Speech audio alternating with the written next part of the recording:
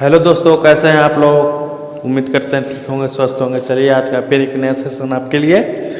और हर बात की बात इस बार भी आपको एक बात दोहरा देना चाहते हैं कि आपका जो प्रैक्टिस है यानी कि रिवीजन जो भी आप समझ लीजिए वो करवाया जा रहा है सब्जेक्ट वाइज और टॉपिक वाइज, है ना। और शायद आपका ये सेकेंड एंड लास्ट साइंस का चल रहा हो, फिर उसके बाद एक नया टॉपिक स्टार्ट करवाया जाएगा, है ना। सेकेंड लास्ट ये वीडियो है आपका साइंस का। उसके बाद नेक्स्ट चैप्टर स्टार्ट किया जाएगा, नेक्स्ट सब्जेक्ट स्टार्ट किया जाएगा। तो चलिए स्टार्ट करते हैं आज का सेशन। भारी पानी क्या होता है, यानी हैवी वाटर, जिसका तापमान 4 डिग्री सेल्सियस पर रखा जाता हो, जिसमें कैल्शियम व पोटेशियम अधिक हो, जिसमें हाइड्रोजन की जगह ड्यूटेरियम होता हो, जिसमें ऑक्सीजन की जगह ओजोन होता हो। क्वेश्चन कहता है भारी पानी क्या होता है।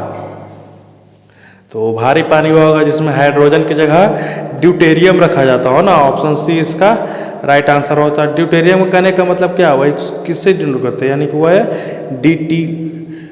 D2O, है ना। इसको ड्यूटेरियम को इससे डिनोट करते हैं, है ना। विद्युत ऊर्जा का प्रयोग किस धातु से किया जाता है, लोहे से, एल्युमिनियम से, तांबा से या यूरेनियम से। क्वेश्चन कह रहा है विद्युत ऊर्जा का प्रयोग किस धातु से किया जाता है, लोहा से, एल्युमिनियम से, तांबा से या यूरेनियम से। विद्युत ऊर्जा का प्रयोग यूरेनियम से किया जाता है ना। इसका राइट आंसर ऑप्शन डी हो जाएगा इसका। गामा किरणें होती है उच्च ऊर्जा वाली विद्युत चुंबकीय तरंग, उच्च ऊर्जा वाले इलेक्ट्रॉन, निम्न ऊर्जा वाले न्यूट्रॉन, उच्च ऊर्जा वाले प्रोटॉन। क्वेश्चन कह रहा है गामा किरणें होती है, तो इसका आंसर हो जाएगा उच्च ऊर्जा वाली विद्युत चुंबकीय तरंग, है ना। ऑप्शन ए इसका राइट आंसर हो जाएगा। नाभिकीय ऊर्जा का परिवर्तन होता है यूरेनियम के कणों में, नाभिक की ऊर्जा में, प्रोटॉन के न्यूट्रॉन में, इलेक्ट्रॉन के प्रोटॉन में। क्वेश्चन कह रहा है नाभिकीय ऊर्जा में परिवर्तन होता है, वो होता है परिवर्तन नाभिक की ऊर्जा में, है ना। ऑप्शन बी इसका राइट आंसर हो जाएगा। निम्नलिखित में से किसका और अधिक विभाजन नहीं किया जा सकता, अणु का, मिश्रण का, तत्व का, यौगिक का। आप लोग का रिवीजन साइंस चैप्टर वाइज और टॉपिक वाइज करवाया जा रहा है ना। और साइंस का ये सेकेंड एंड लास्ट वीडियो है। इसके बाद एक छोटा सा सीरीज आप लोग का शायद 20-25 क्वेश्चन का एक और सीरीज आए, लास्ट सीरीज। और उसके बाद नया चैप्टर सब्जेक्ट स्टार्ट किया जाएगा, है ना। तो अधिक विभाजन नहीं किया जा सकता वो है तत्व, है ना। ऑप्शन सी इसका राइट आंसर होगा। तत्व को अधिक विभाजन नहीं किया जा सकता है। किसी उपग्रह के लिए पलायन वेग 11 किलोमीटर प्रति सेकंड है। यदि उपग्रह को 60 डिग्री के कोनों पे छोड़ा जाए तो पलायन का वेग क्या होगा, 11 किलोमीटर पर सेकंड, 11 √3 किलोमीटर पर सेकंड, 11 √3 बटे √3 किलोमीटर पर सेकंड, या 33 किलोमीटर पर सेकंड। क्वेश्चन कह रहा है कि एस्केप वेलोसिटी उसका होता है 11 किलोमीटर प्रति सेकंड। कहने का मतलब हुआ कि अगर किसी ऑब्जेक्ट को 11 किलोमीटर प्रति सेकंड से अगर फेंक दिया जाए ऊपर, तो ऊपर ही चला जाएगा, नीचे नहीं आएगा, है ना।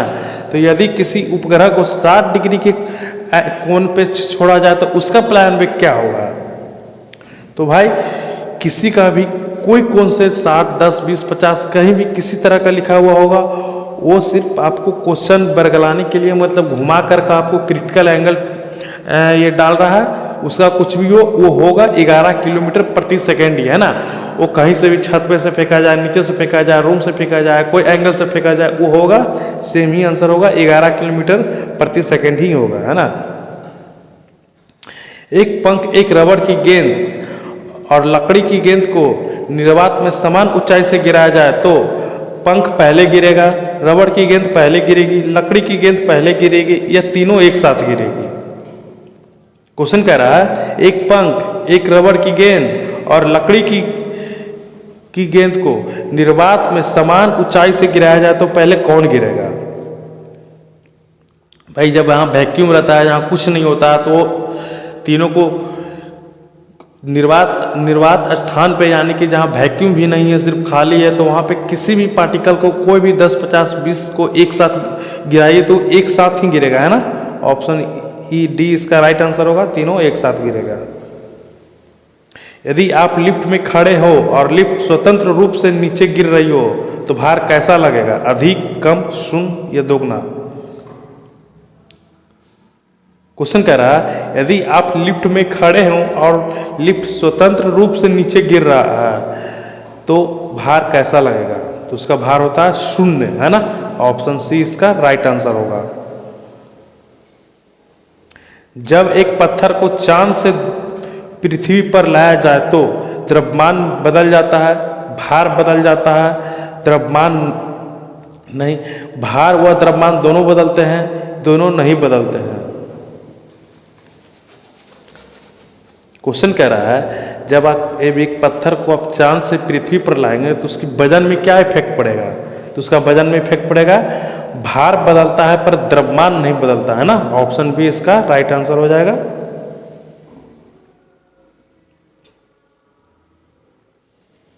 गुरुत्वाकर्षण बल निर्भर करता है केवल द्रव्यमान पर, केवल दूरी पे, द्रव्यमान और दूरी दोनों पे, केवल आयतन पे? क्वेश्चन कह रहा है गुरुत्वाकर्षण बल निर्भर करता है किस पे?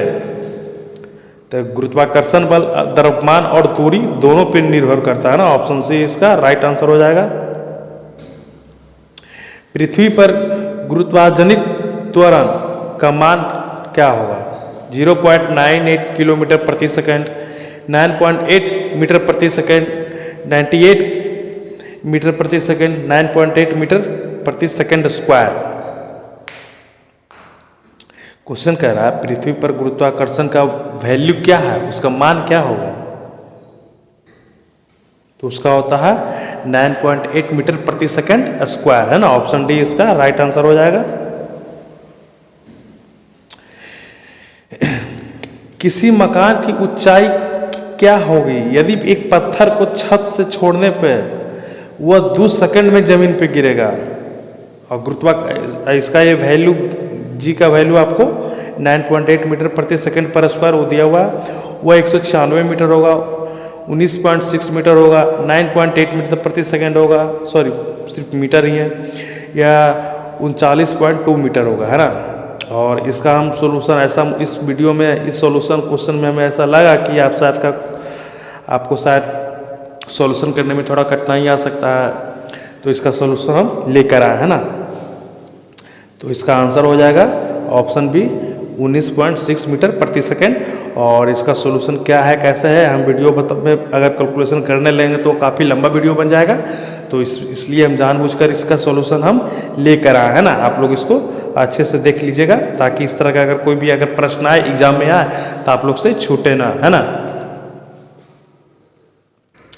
एक ऊंचे मीनार से स्वतंत्र रूप से गिरती हुई सभी वस्तु का कौन सा मान समान होगा? गति, त्वरण, आवेग या बल? क्वेश्चन कह रहा है एक ऊंचे मीनार से स्वतंत्र रूप से गिरती हुई सभी वस्तुओं का कौन सा मान समान होगा? तो वो होगा त्वरण, है ना। ऑप्शन बी इसका राइट आंसर हो जाएगा। अपेक्षिकता का सिद्धांत किस वैज्ञानिक से प्रस्तुत किया है? Albert Einstein, Isaac Newton, Stephen Hawkings या गैलीलियो? क्वेश्चन कह रहा है अपेक्षिकता का सिद्धांत किस वैज्ञानिक ने प्रस्तुत किया? तो वो करने वाले थे अल्बर्ट आइंस्टीन, है ना। ऑप्शन ए इसका राइट आंसर हो जाएगा। खगोलीय दूरी मापने की इकाई है प्रकाश वर्ष का, न्यूटन का, वेबर का, लक्स का?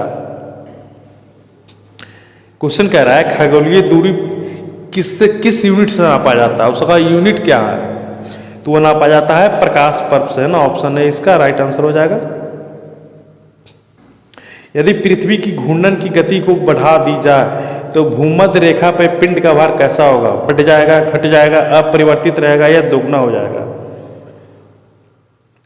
क्वेश्चन कह रहा है यदि पृथ्वी के घूर्णन की गति बढ़ा दी जाए तो भूमध्य रेखा का पिंड का भार कैसा होगा? तो वो घट जाएगा, है ना। ऑप्शन बी इसका राइट आंसर होगा। और फिर हम आप लोग को वीडियो के बीच में दोहरा देना चाहते हैं कि आप लोग का जितना भी प्रैक्टिस सेशन करवाया जा रहा है वो एग्जाम बिल्कुल ओरिएंटेड है। आप लोग बिल्कुल एक बार देख लीजिए पेशेंस के साथ, इससे बाहर कुछ नहीं आने वाला है। और ये सब्जेक्ट वाइज और टॉपिक वाइज कवर करवाया जा रहा है, वो जानबूझकर topic wise subject wise cover करवा रहे हैं ताकि बीच में कोई छोटा पॉइंट, छोटा टॉपिक कुछ छूट ना जाए, रह ना जाए, है ना। ये तब ज़्यादा बेनिफिट फ़ायदा बुझाएगा आप लोग को जब एग्ज़ाम नज़दीक आएगा, उस तक जब प्रैक्टिस के लिए जाइएगा। तारे पूर्व से पश्चिम की ओर गतिशील प्रतीत होते हैं क्योंकि पृथ्वी पूरब से पश्चिम की ओर घूमती है। तारे पश्चिम से पूरब की ओर घूमते हैं। सभी तारे गतिहीन होते हैं। पृथ्वी पश्चिम से पूरब की ओर घूमती है। क्वेश्चन कह रहा है तारे पूर्व से पश्चिम की ओर गतिशील प्रतीत होते हैं, ऐसा क्यों फीलिंग होता है? वो इसलिए क्योंकि पृथ्वी पश्चिम से पूरब की ओर घूमती है ना। ऑप्शन डी इसका राइट आंसर हो जाएगा। निम्नलिखित में से कौन सा एक रासायनिक परिवर्तन का उदाहरण है? बर्फ का पिघलना, दूध का दही जमना, कपूर का उड़ना, पानी का जमना। शायद हम 5-7 वीडियो पहले इस तरह को रासायनिक और परिवर्तन और भौतिक परिवर्तन कब क्या कैसे उसको पहचानने का हम विधि आप लोग को बता चुके हैं। इस वीडियो में फिर कोशिश करेंगे बताने का। तो रासायनिक परिवर्तन पहचानने का देखिए इसमें तो हो जाएगा दूध से दही जमना, ये हो जाएगा रासायनिक परिवर्तन। और बाकी जो तीनों का तीनों है ACD, ये है भौतिक परिवर्तन। भौतिक परिवर्तन और रासायनिक परिवर्तन का कैसे पहचानने का नियम, इस तरह का क्वेश्चन 1-2 आपके एग्जाम में देखने को मिले और हर शिफ्ट में देखने को मिलेगा। भौतिक परिवर्तन को तब पहचाना जाता है जब वो पुनः वापस बन सकता है। जैसे बर्फ का पिघलना, तो बर्फ का पिघल के पानी होगा और पानी को पुनः जमा कर हम बर्फ जमा सकते हैं, ये भौतिक परिवर्तन हुआ। लेकिन दूध का दही बनना, ये दही से दूध वापस नहीं बन सकता, इसलिए ये हुआ रासायनिक परिवर्तन, है ना। मतलब कि जो दोबारा हो सकता है वो भौतिक परिवर्तन, जो दोबारा नहीं हो सकता है वो रासायनिक परिवर्तन, है ना। सूर्य की सतह का औसत तापमान लगभग होता है 6000 degree Celsius, 12000 degree Celsius, 18000 degree Celsius या 24000 डिग्री सेल्सियस। क्वेश्चन कह रहा है सूर्य की सतह का औसत तापमान लगभग होता है, वो होता है 6000 डिग्री सेल्सियस, है ना। ऑप्शन है इसका राइट आंसर हो जाएगा। टेलीस्कोप की खोज किस वैज्ञानिक ने की थी? न्यूटन ने, जेम्स वाट ने, रदरफोर्ड ने, गैलीलियो ने। क्वेश्चन कह रहा है टेलीस्कोप की खोज किस वैज्ञानिक ने की थी? तो वो किया था टेलीस्कोप का खोज गैलीलियो ने। ऑप्शन डी इसका राइट आंसर हो जाएगा। उपग्रह का उपयोग किया जाता है ऊर्जा उत्पादन के लिए, संचार एवं मौसम पर पूर्वानुमान के लिए, ईंधन निर्माण के लिए, वर्षा रोकने के लिए। क्वेश्चन कह रहा है उपग्रह का उपयोग क्यों किया जाता है? उपग्रह कहने का मतलब हुआ ये सैटेलाइट, है ना। तो ये किया जाता है संचार एवं मौसम पूर्वानुमान के लिए, है ना। प्रकाश संश्लेषण के लिए कौन सी गैस आवश्यक है? Oxygen, carbon monoxide, nitrogen, carbon dioxide. Question कह रहा है प्रकाश संश्लेषण के लिए कौन सी गैस आवश्यक है? तो वो है कार्बन डाइऑक्साइड, है ना, CO2। ऑप्शन डी इसका राइट आंसर हो जाएगा। क्लोरोफिल स्टील को कठोर बनाने के लिए किस तत्व की मात्रा बढ़ाई जाती है? Carbon, magnesium, silicon, chromium. Question कह रहा है क्लोरोफिल स्टील को कठोर बनाने के लिए किस तत्व की मात्रा बढ़ाई जाती है? तो कार्बन की मात्रा बढ़ाई जाती है ना। ऑप्शन ए इसका राइट आंसर हो जाएगा। वाहनों में निकलने वाली प्रमुख प्रदूषक कौन सी है? Carbon dioxide, carbon monoxide, methane या नाइट्रोजन। गाड़ी से जो प्रदूषण निकलता है, हवा निकलती है, वो कौन सी गैस होती है? तो होता है कार्बन मोनोऑक्साइड, है ना। ऑप्शन बी इसका राइट आंसर हो जाएगा। हाइड्रोजन को जलाने से क्या बनता है? ऑक्सीजन, राख, मिट्टी, पानी। क्वेश्चन कह रहा है हाइड्रोजन को जलाने से क्या बनता है? तो हाइड्रोजन को जलाने से पानी बनता है ना।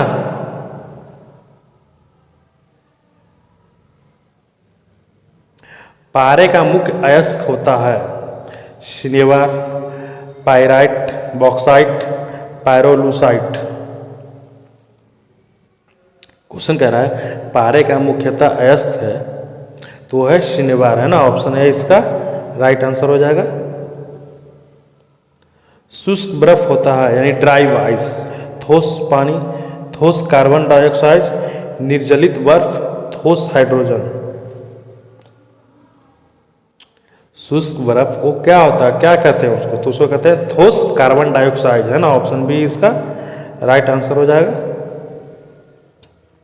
ब्यूटी पार्लर में बाल संवारने हेतु मुख्यतः किसका उपयोग किया जाता है? Phosphorus, sulphur, chlorine, silicon.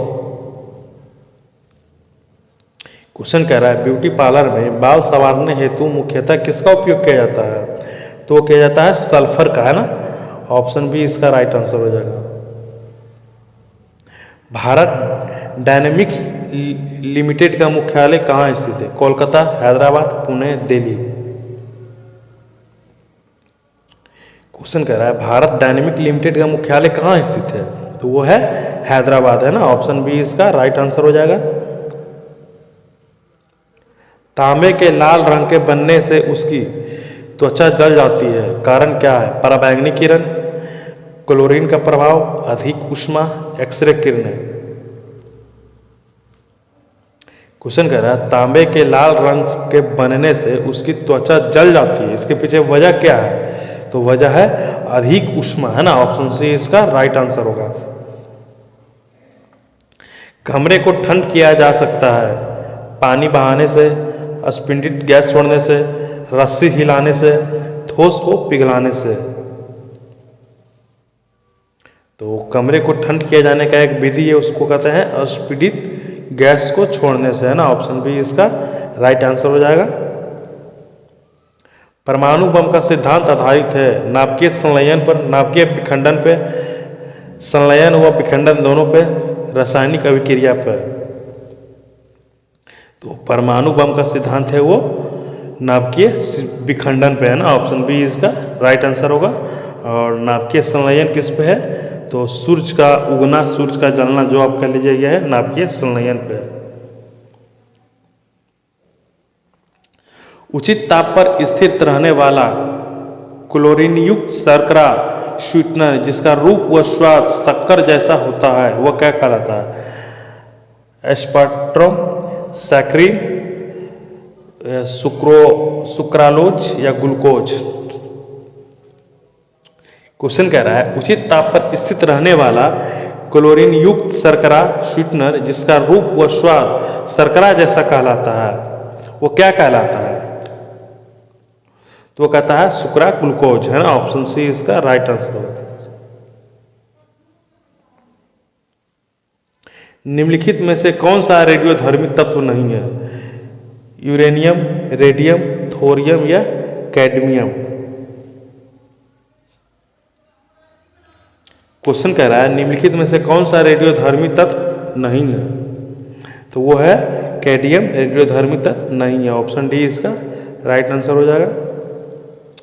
जिस धातु को पीटकर पतली चादर बनाई जा सकती है वह गुण कहलाता है तन्यता, कठोरता या भंगुरता। क्वेश्चन कह रहा है जिस धातु को पीटकर पतली चादर बनाई जा सकती है वह गुण कहलाता है नम्यता, है ना। ऑप्शन बी इसका राइट आंसर हो जाएगा।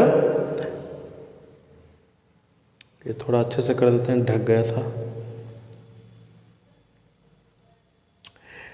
कॉपर सल्फेट का जलीय विलय क्या होता है? नीले लिटमस को लाल करता है, लाल लिटमस को नीला करता है, लिटमस पर कोई प्रभाव नहीं डालता या क्षारीय होता है। क्वेश्चन कह रहा है कॉपर सल्फेट का जलीय विलयन क्या होता है? तो वो नीले लिटमस को लाल कर देता है ना। ऑप्शन है इसका राइट आंसर हो जाएगा। निम्नलिखित में से कौन सा कोलाइड नहीं है? दूध, रक्त, घी, मक्खन। क्वेश्चन कह रहा है निम्नलिखित में से कौन सा कोलाइड नहीं है? तो वो घी है जो कि कोलाइड नहीं है ना, ऑप्शन सी इसका राइट आंसर होगा। टूटी हुई हड्डी की सुरक्षा के लिए प्लास्टर ऑफ पेरिस का प्रयोग किया जाता है। यह है बूझा चूना, calcium carbonate, calcium oxide, calcium sulphate, है ना। क्वेश्चन कह रहा है टूटी हुई हड्डी को सुरक्षित करने के लिए प्लास्टर ऑफ पेरिस का जब लेप चढ़ाया जाता है तो कौन सा होता है, क्या होता है वो? तो होता है कैल्शियम सल्फेट, है ना। ऑप्शन डी इसका राइट आंसर हो जाएगा। इसको जानते हैं अर्ध जलयोजित के रूप से भी जानते हैं इसको, है ना। जब लोहे की कील में जंग लगती है तब आयरन ऑक्साइड बनता है। इस स्थिति में कील का भार घटता है, भार में परिवर्तन नहीं होता है, कील का भार बढ़ता है, रंग व भार दोनों अपरिवर्तित रहते हैं। क्वेश्चन कहता है जब लोहे की कील में जंग लगता है तब आयरन ऑक्साइड बनता है। इस स्थिति में कील की भार बढ़ जाता है ना, ऑप्शन सी इसका राइट आंसर होगा। और इस क्वेश्चन का पूछने का सिर्फ ये सिंगल लैंग्वेज नहीं है, इसको बहुत सारे लैंग्वेज से घुमा कर पूछता है। जैसे एक सीधा लैंग्वेज पूछ जाएगा कि जब लोहे में जंग लगता है तो क्या होता है, घट जाता है, बढ़ जाता है, या अपरिवर्तित रहता है, या पहले बढ़ता है या फिर घटता है। तो इस तरीके से पूछ जाएगा तो आपको हर तरीके से प्रिपेयर होना पड़ेगा, है ना। चित्र खींचने में जिस धातु का हैलाइड का प्रयोग होता है वह है सोडियम, चांदी, तांबा, जिंक। क्वेश्चन कह रहा है चित्र खींचने में जिस धातु का हैलाइड का प्रयोग होता है वह क्या है? तो वह है चांदी, है ना। ऑप्शन बी इसका राइट आंसर हो जाएगा। चेचक का टीका किसने बनाया जाता है? पौधे से, रासायनिक अभिक्रिया से, भेड़ से, बैक्टीरिया से। तो मेरे ख्याल इस तरह का क्वेश्चन आप लोग पहली बार सुनने को या देखने को मिल रहा होगा। तो चेचक का टीका यानी कि वैक्सीन बनाया जाता है वो भेड़िया से, है ना। ऑप्शन सी इसका राइट आंसर होगा। न्यूक्लियोसाइड होता है शर्करा प्लस फॉस्फेट, शर्करा प्लस नाइट्रोजन क्षार, शर्करा प्लस क्षार प्लस फॉस्फेट, या केवल नाइट्रोजन क्षार। क्वेश्चन कहता है न्यूक्लियोसाइड होता है वो किसमें? शर्करा प्लस नाइट्रोजन क्षार, है ना। ऑप्शन बी इसका राइट आंसर हो जाएगा। द्विपद विज्ञान संबंधी नाम उदाहरण है ग्रीन पेनी, सोप, राना ट्रिगेना या बायना रोज। क्वेश्चन कह रहा है द्विपद विज्ञान संबंधित नाम का उदाहरण है तो वो है राना ट्रिगेना से, है ना। ऑप्शन सी इसका राइट आंसर हो जाएगा। और ये क्वेश्चन आपके लिए VVI है, इसको आप लोग ध्यान से देखिएगा। आजकल सर्वाधिक प्रचलित एवं सुरक्षित कृत्रिम स्वीटनर है साइक्लोहेक्सेन, एस्पार्टेन, या सैक्रिन, या फ्रुक्टोज। क्वेश्चन कह रहा है आजकल सर्वाधिक प्रचलित एवं सुरक्षित कृत्रिम स्वीटनर है वो क्या है? तो है एस्पार्टम, है ना। ऑप्शन बी इसका राइट आंसर हो जाएगा। जिलेटिन का मुख्य उपयोग आइसक्रीम बनाने में इसलिए किया जाता है क्योंकि यह कोलाइड बनने से रोकता है, कोलाइड को अस्थायी करता है एवं क्रिस्टल बनने से रोकता है, रंग बदलता है, स्वाद बढ़ाता है। क्वेश्चन कह रहा है जिलेटिन का मुख्य उपयोग आइसक्रीम बनाने में क्यों किया जाता है? तो इसलिए किया जाता है क्योंकि कोलाइड को अस्थायी करता है और क्रिस्टल बनने से रोकता है ना। ऑप्शन बी इसका राइट आंसर हो जाएगा। अच्छे भोजन की गंध से मुंह में पानी आ जाना एक उदाहरण है साधारण प्रतिबंधी क्रिया, अधिकृत प्रतिवर्ती क्रिया, जन्मजात प्रतिक्रिया, या प्राकृतिक परिवर्तित क्रिया। क्वेश्चन कह रहा है अच्छे भोजन की गंध से गंध से मुंह में पानी आ जाना इसका क्या उदाहरण? तो यह है अधिकृत प्रतिवर्ती क्रिया, है ना। ऑप्शन बी इसका राइट आंसर हो जाएगा।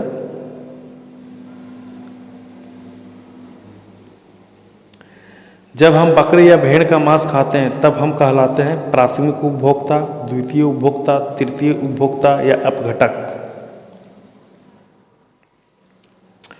क्वेश्चन कह रहा है जब हम बकरी या भेड़ का मांस खाते हैं तो हम क्या कहलाते हैं, कौन सा उपभोक्ता? तो वो होता है द्वितीय उपभोक्ता, है ना। ऑप्शन बी इसका राइट आंसर होगा। सेब को आरोहण के लिए मुख्य रूप से जिम्मेदार बल है कोशिका बल, जड़ बल, बाष्पोत्सर्जन खिंचाव या गुरुत्वाकर्षण बल। क्वेश्चन कह रहा है एसेंट ऑफ सेब यानी कि सेब का आरोहण के लिए मुख्य रूप से जिम्मेदार बल कौन है? तो वो है बाष्पोत्सर्जन खिंचाव, है ना। ऑप्शन सी इसका राइट आंसर हो जाएगा, है ना, राइट आंसर। डिटर्जेंट के निर्माण में प्रयुक्त होने वाला एंजाइम है protease, amylase, rennin, lipase. Question कह रहा है डिटर्जेंट में निर्माण में प्रयुक्त होने वाला एंजाइम कौन सा है? तो वो है प्रोटीएज, है ना। ऑप्शन ए इसका राइट आंसर हो जाएगा। परस्परवाद और प्रोटो कोऑपरेशन होता है। ऋणात्मक अन्य कोशिकाएं, धनात्मक अन्य क्रियाएं, दोनों नहीं, केवल प्रोटो कोऑपरेशन। तो परस्पर और प्रोटो कोऑपरेशन कहलाता है वो धनात्मक अन्य क्रियाएं, है ना। ऑप्शन बी इसका राइट आंसर हो जाएगा। ऑर्गेनिक यौगिक को सेल हेमोजेनेट के अलग करने की विधि को क्या कहलाता है? एक्सरे विवर्तन, क्रोमेटोग्राफी, ऑटोग्राफी या डिफरेंशियल सेंट्रीफ्यूगेशन। क्वेश्चन कह रहा है ऑर्गेनिक यौगिक को सेल हेमोजेनेट से अलग करने की विधि को क्या कहलाता है? तो वह कहलाता है डिफरेंशियल सेंट्रीफ्यूगेशन, है ना। ऑप्शन डी इसका राइट आंसर हो जाएगा। पेनिसिलिया का आविष्कार कौन किए थे? Lord Lister, Alexander Fleming, Karl Landsteiner या वाल्टर रीड, है ना।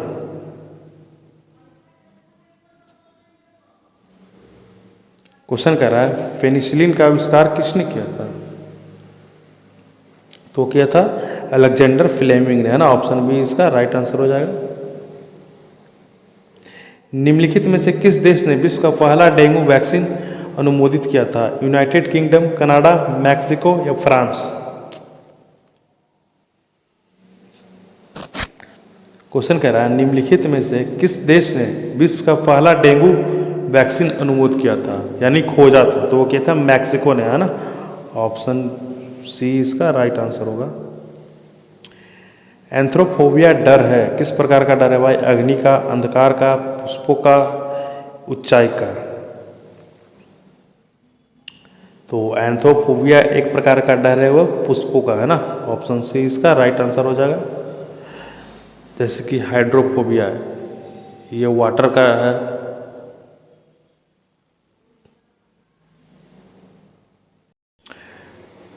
अधिकर्ता के नियंत्रण करने के लिए प्रयुक्त रेडियोधर्मी समस्थानिक है phosphorus 32, cobalt 60, iodine 131, sodium 24। Question कह रहा है अधिकर्ता को नियंत्रण करने के लिए प्रयुक्त रेडियम समस्थानिक है वो कौन सा है? तो वो है फास्फोरस 32, है ना। ऑप्शन ए इसका राइट आंसर हो जाएगा। एजेंट ऑरेंज क्या है? उर्वरक, शाकनाशी, कीटनाशी, फफूंदनाशी?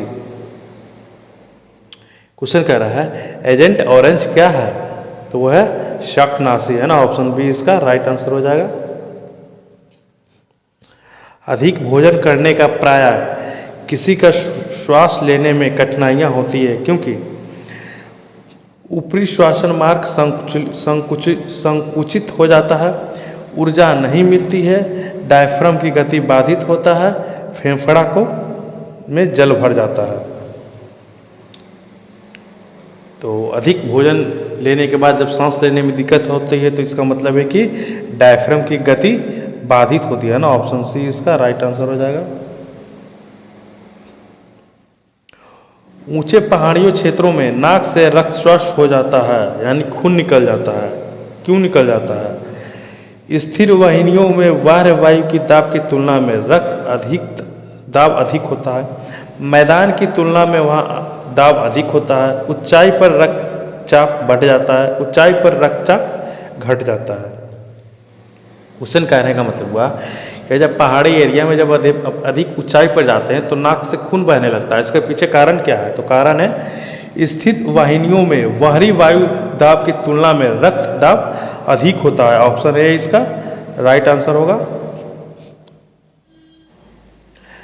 लड़का किस उम्र में तरुणावस्था में आता है, यानी कि एडोलसेंस?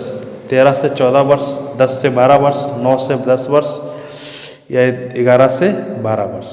तो एडोलसेंस सिंपली क्वेश्चन कर रहा है कि एडोलसेंस हम लोग किस एज को कहते हैं, है ना? तो वह कहते हैं 9 से 10 वर्ष को, है ना। सर्वप्रथम मानव हृदय प्रत्यारोपण हुआ था अमेरिका में, भारत में, दक्षिण अफ्रीका में, इंग्लैंड में। क्वेश्चन कह रहा है सर्वप्रथम मानव हृदय रोपण कब हुआ था, कहाँ हुआ था? तो हुआ था दक्षिण अमेरिका में, है ना, दक्षिण अफ्रीका में, है ना। तो आज का सेशन यहीं पे समाप्त करते हैं। और ये साइंस का सेकंड लास्ट वीडियो था। इसके बाद एक छोटा सा साइंस का वीडियो और आएगा और उसके बाद आप लोग का अलग ही सब्जेक्ट का आएगा, है ना। तो आप लोग वीडियो को पेशेंस का देखते रहिए। और आप लोग का जो वीडियो कवर करवाया जा रहा है वो सब्जेक्ट वाइज और टॉपिक वाइज है ना, ताकि इससे आप लोग को सहूलियत मिले रिवीजन के टाइम पे। और सब्जेक्ट वाइज टॉपिक वाइज करवाने के पीछे मकसद ये है कि आप लोग को छोटा से छोटी पॉइंट कवर हो जाए, कोई एक पॉइंट छूटे ना। तो ठीक है, मिलते हैं अगले सेशन में। Thank you.